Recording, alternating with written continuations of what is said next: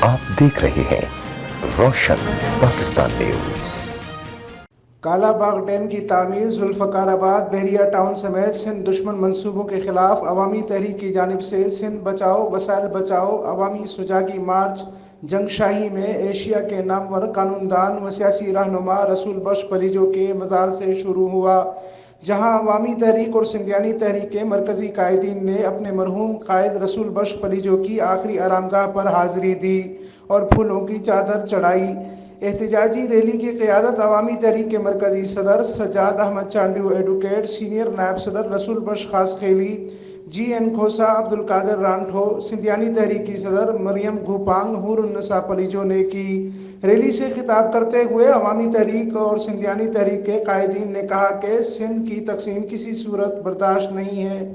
احتجاجی ریلی کے شرکاء سندھ دشمن منصوبوں کے خلاف نعرے بازی کرتے رہے۔